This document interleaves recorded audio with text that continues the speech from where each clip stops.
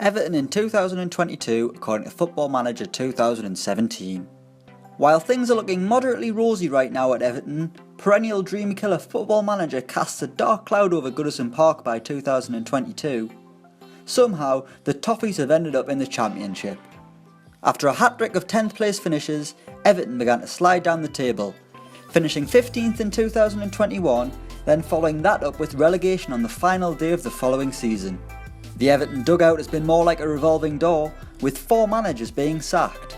Ronald Koeman was given the chop, then Jimmy Floyd Hasselbank, Ricardo Formasinho and Philip LUKAKU suffered the same fate, with Vladimir Weiss now calling the shots. But it's not the one who used to play for Rangers and Man City, that would be weird.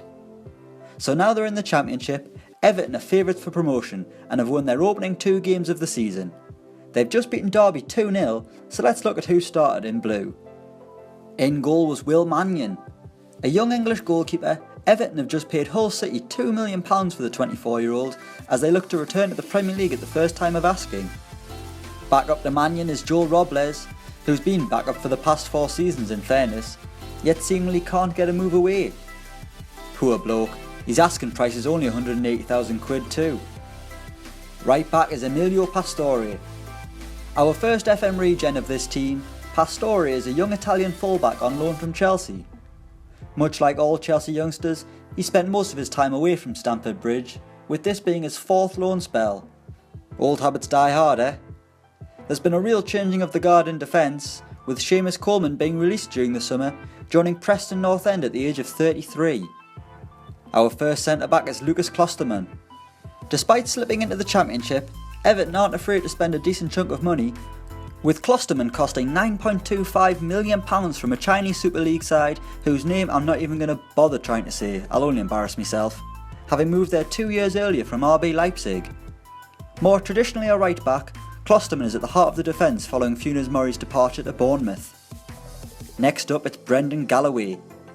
An Everton youth product, Galloway is now a first team regular at Goodison Park and has moved from left back to centre half in the process.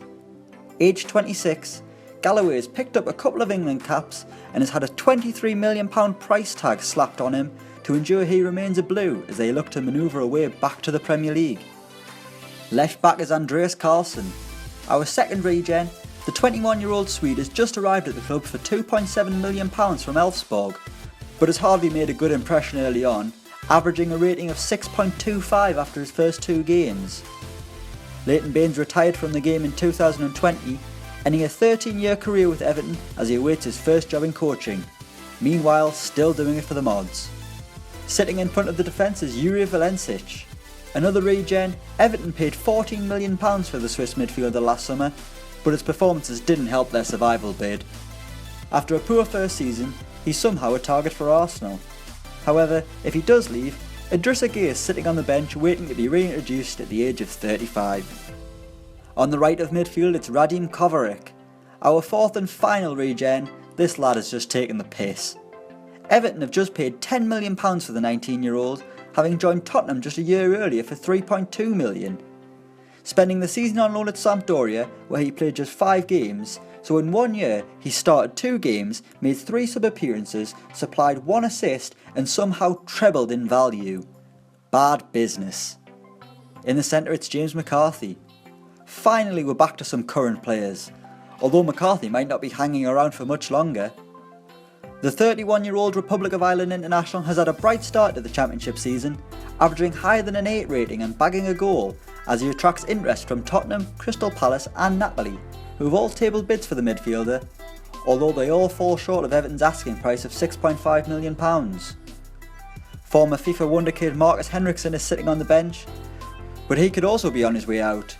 On paper, things aren't looking too good for Everton right now. Up next it's Ross Barkley.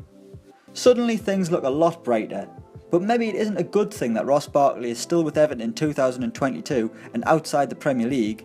It doesn't say much for his development. Barkley has been a massive flop ever since this simulation started, but is still in the England squad somehow.